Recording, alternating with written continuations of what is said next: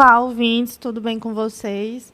Nós somos o NegroCast e estamos iniciando mais um episódio e hoje com uma convidada muito especial, a estudante Dívia Saturno, para uma conversa sobre experiências de discriminação racial e racismo. Olá, bom dia. Meu nome é Dívia Saturno, eu sou estudante do curso de Ciências Sociais e Licenciaturas da UVA e, primeiramente, gostaria de agradecer por esse convite para debatermos essa questão tão importante dentro da nossa universidade. O racismo velado é visto fortemente na sociedade atual, em formatos de piadas, na criação de estereótipos e na apropriação cultural. Essas ações aparentemente não têm a intenção de ofender, porém causam grande dano psicológico e moral nas pessoas afetadas. Em suas vivências, como mulher preta, nos conte de forma contextualizada como estas situações de discriminação e racismo aconteceram. Eu gostaria, primeiramente, de comentar que nem sempre eu me entendi como uma pessoa negra, né? Por conta de ter a pele um pouco mais clara, não ser uma pessoa retinta, né? Então, eu não tinha esse entendimento sobre mim mesma. Então, a partir do momento que eu entrei na universidade, principalmente dentro do meu curso, em debate de disciplinas que trazem esse texto, essa questão do racismo como uma pauta, foi que eu fui tendo, vamos dizer assim, esse entendimento de pessoa negra, né? E também por conta de não carregar traços, vamos dizer assim, um cabelo mais crespo, traços fenótipos mais visíveis, e aí, então, eu não tinha essa percepção. Então, ao longo do tempo que eu fui aprendendo, conhecendo esse debate, e aí eu fui me percebendo como uma pessoa negra, e eu fui me percebendo como o racismo estrutural, ele me afetava no meu dia a dia, porque até então eu não me via como uma pessoa que passava por situações racistas até você experienciar uma, porque eu costumo falar que se você não se entende como um negro, a sociedade, de um momento ou outro, ela vai se encarregar de mostrar que você é uma pessoa negra. Mesmo que você se autodeclare pardo ou uma pessoa negra retinta. Uma hora ou outra você vai experienciar isso. E comigo foi acontecendo aos poucos, porque eu vi isso acontecer com pessoas da minha família, porque, por exemplo, a minha família, por parte de mãe, é toda negra. E a minha mãe era uma mulher preta, a minha irmã, ela é negra, só que ela tem um tom de pele um pouco mais escuro que o meu, então eu via aquelas coisas acontecendo com elas, mas não me percebia acontecendo comigo, eu me sentia como a parte daquilo tudo. Só que eu não entendia como o racismo estrutural ele me abatia no meu cotidiano, até passar por uma situação específica, algumas, né, porque o racismo ele é muito sutil, principalmente esse racismo estrutural, né. Acontece de uma forma sutil. Normalmente as pessoas pensam que racismo é mais aquela coisa mais agressiva que a gente vê em alguma notícia de jornal, como é muito comum, infelizmente, hoje acontecer com nossos atletas brasileiros quando estão, por exemplo, no campo europeu, e aí a gente vê aqueles nomes agressivos, chamando eles de macaco e tal, e a gente sempre relaciona o racismo, às vezes, com essa temática mais agressiva. Só que ele é muito sutil e ele acontece assim, dentro das relações assim, de uma forma muito minuciosa, e às vezes passa despercebido. E é isso que acontecia comigo, passava despercebido. Então, a partir do momento que eu fui tendo esse acesso ao conhecimento, a esses debates, e estando na presença de pessoas, por exemplo, melhores amigos, que compartilhavam essas vivências comigo, eu fui me entendendo. Então, vou citar aqui uma situação que eu passei recentemente, vamos dizer, acho que foi ano passado, 2023, eu estava numa loja com a minha irmã. E, infelizmente, isso acontece muito dentro de lojas, desses espaços, né? E aí a gente entrou no provador com uma bolsinha pequena, onde quando a gente vai sair na rua, a gente leva uma água, uma comida pra gente andar, assim, entra nas lojas de forma mais confortável pra gente, né? E aí, quando a gente saiu do provador com as peças que íamos levar, a moça que estava na recepção pegou a bolsa de uma forma, assim, meio descarada, e aí começou a abrir a bolsa dizendo assim, ai, nossa, que bolsa linda, onde foi que você comprou? E começou a abrir a bolsa e ficou olhando as coisas que tinha dentro. Naquele momento, eu não havia percebido, né?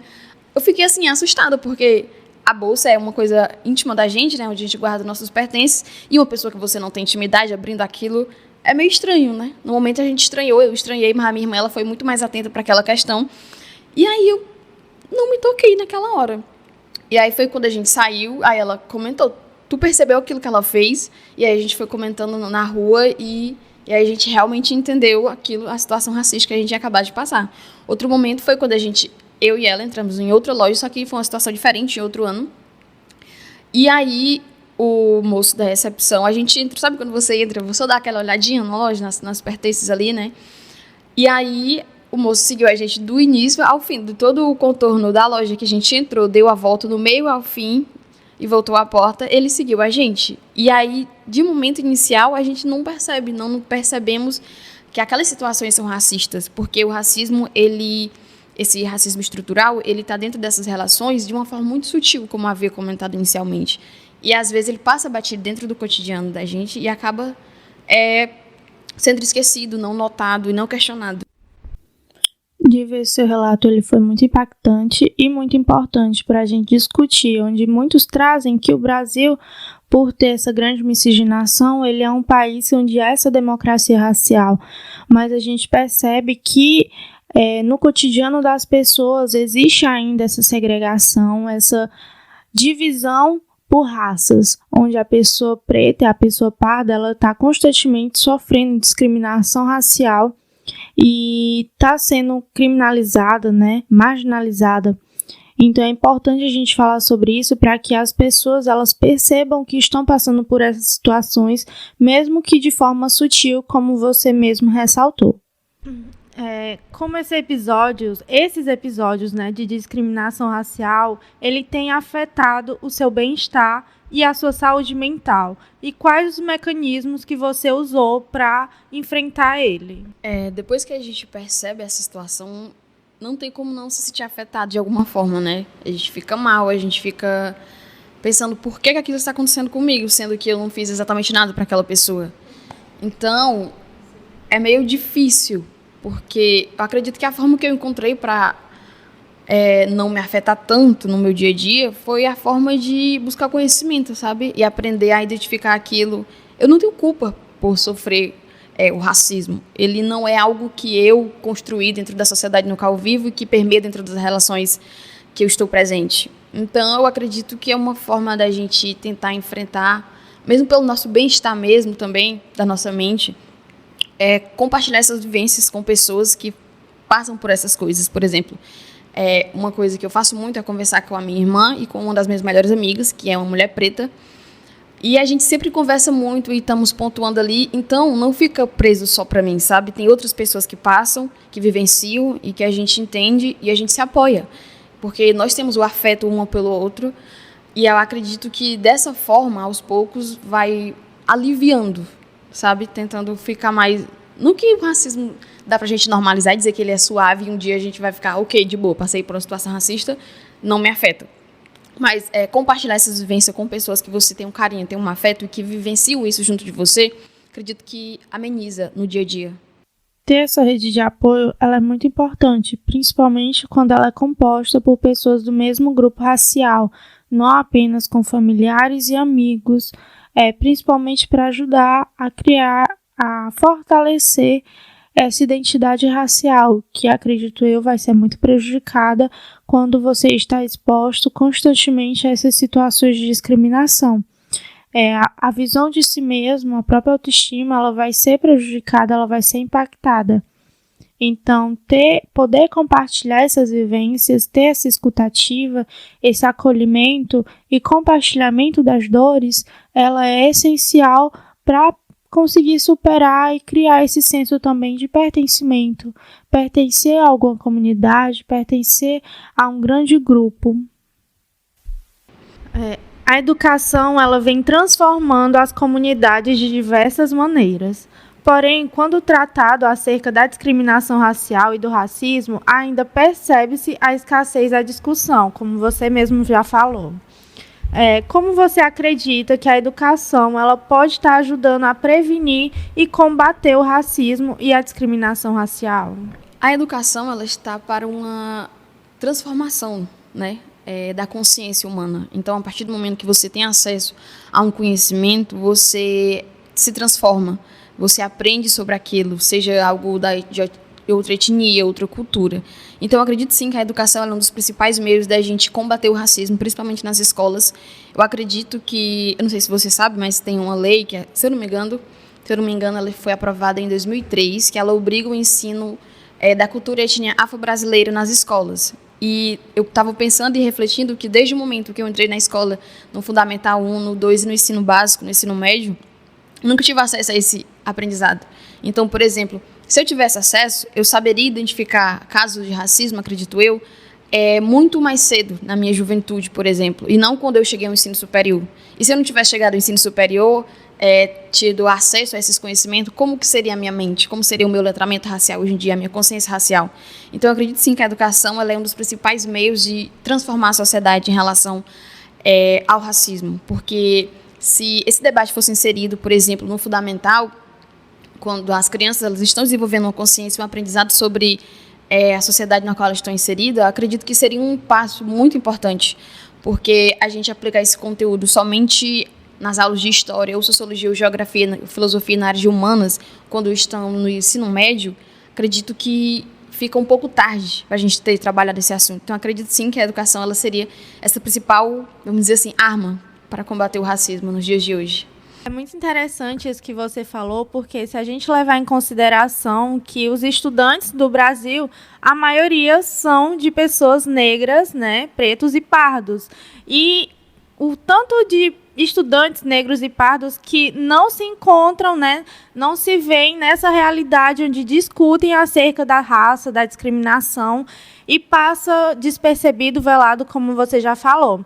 Eu mesma nunca presenciei também durante o ensino fundamental, durante o ensino médio e, às vezes, até na universidade, antes de começar nessa grande pesquisa que a gente está fazendo, conversar sobre o racismo e a discriminação racial. Não foi algo que eu já tenha presenciado. Então, você trazer isso para a gente é de grande valia para as instituições perceberem que isso deve ser mudado, que isso deve ser mais discutido, mais debatido, principalmente pela maioria dos estudantes hoje nas instituições públicas, né? Eles são compostos por pessoas negras e pardas.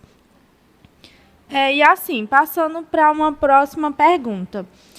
Que conselho você daria para pessoas que estão começando a explorar e confrontar as próprias atitudes e os preconceitos em relação ao racismo? Bem, como você falou, o racismo do Brasil ele é velado, né? Então, ele existe, só que as pessoas disfarçam e dizem que não acontece, né?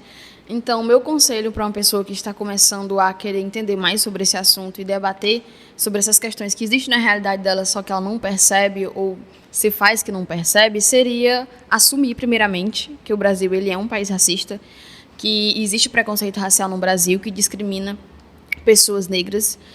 E, segundo, buscar conhecimento sobre esse assunto. Por exemplo, ler autores negros, tem textos assim que existe uma fluência muito boa de ler, por exemplo, o texto Pequeno Manual Antirracista, da Djamila Ribeiro. Ela é uma leitura muito fluente, é realmente um manual para você aprender a tratar essas questões. E assim, acredito que com esse conhecimento você vai aprender a identificar essas questões no dia a dia. Porque o racismo, que eu comentei antes, ele acontece de forma muito minuciosa dentro das nossas relações e passa despercebido. E passa mesmo assim a acontecer todo dia. Acontecem situações assim e as pessoas não percebem.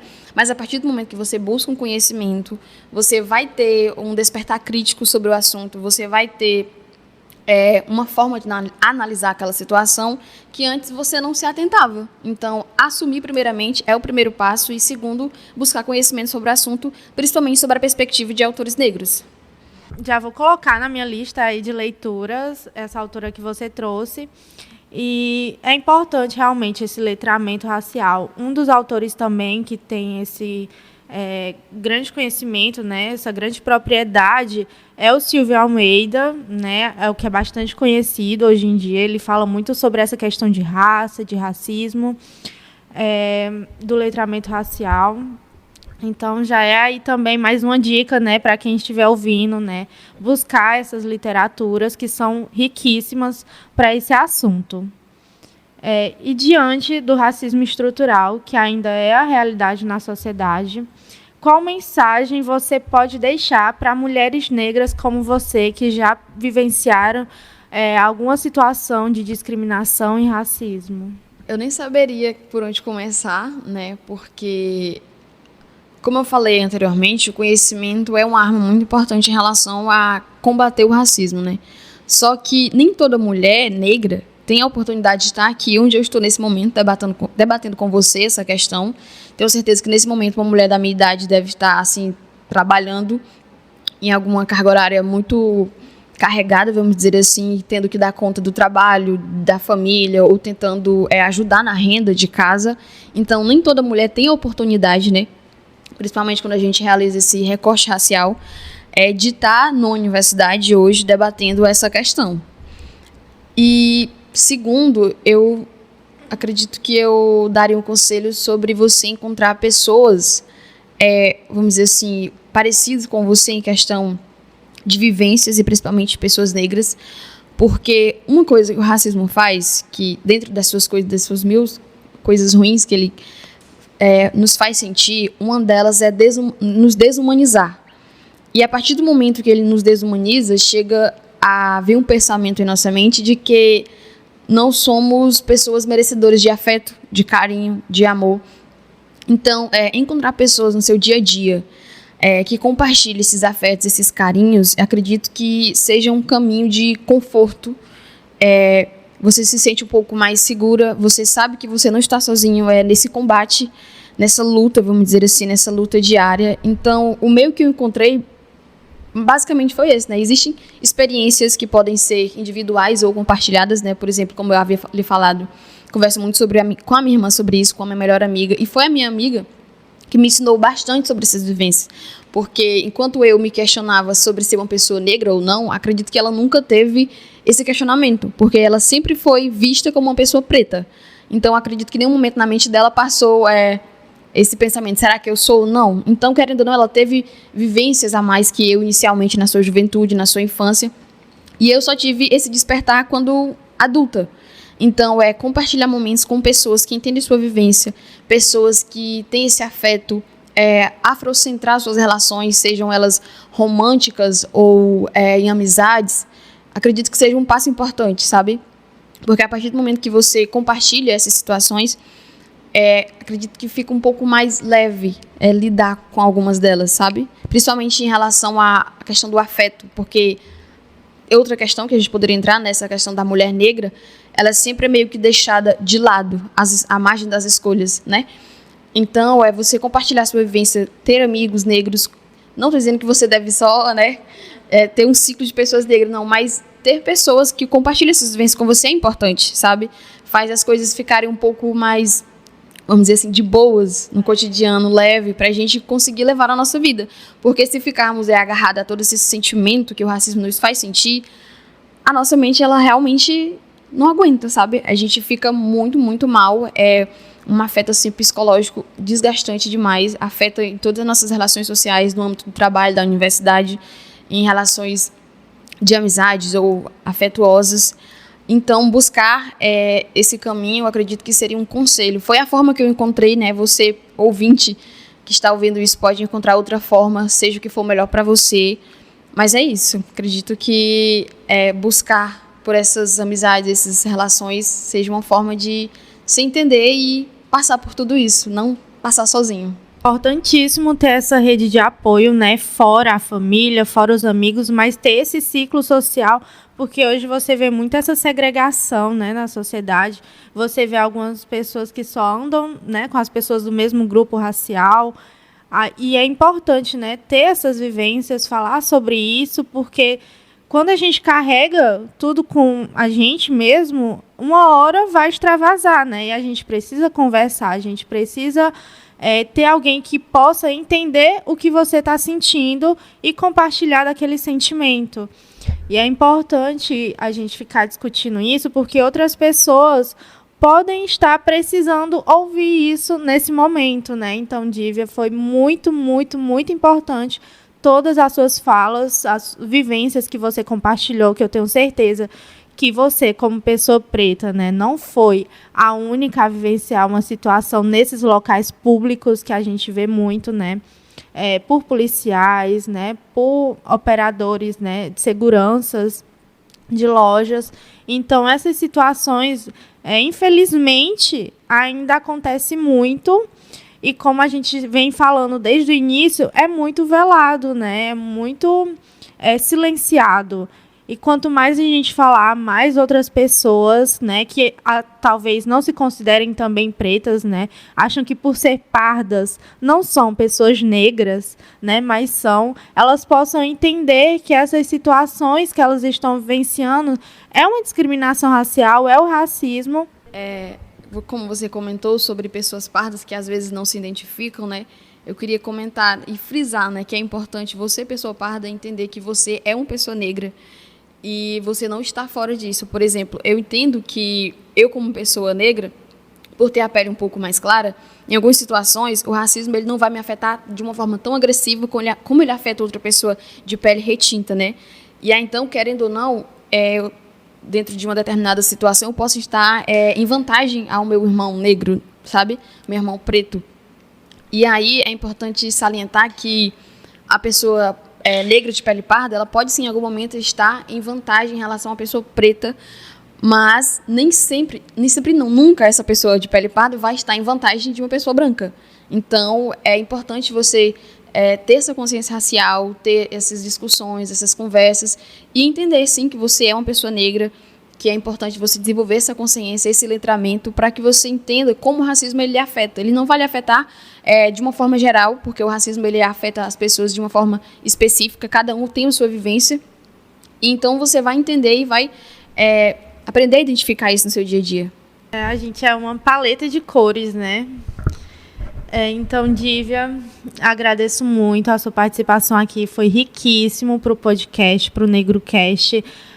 Você compartilhar suas vivências, você compartilhar aí os seus conselhos, os impactos que teve, a sua forma de enfrentamento, que com certeza vai ajudar outras pessoas aí a passar por isso, né, a passar por essa discriminação. Então, novamente, muito obrigada. Espero que você volte outras vezes também. Eu gostaria de agradecer pelo convite. Eu acredito que esse é um momento muito rico dentro da nossa universidade, porque acredito que o debate racial não é tão presente, acredito que deveria ser mais debatido, e não só nos cursos de ciências humanas, mas em todos os cursos. Então eu agradeço esse momento, acredito que foi muito rico, tanto para mim, para quem vai ouvir, né, esse episódio. Com certeza estarei ouvindo os próximos episódios, estarei aguardando. Então, se quiser me chamar de novo, estarei aqui disponível. Mas muito obrigada pelo convite, e isso foi uma experiência muito legal, poder compartilhar essas vivências e que de alguma forma outra pessoa possa aprender com esse episódio.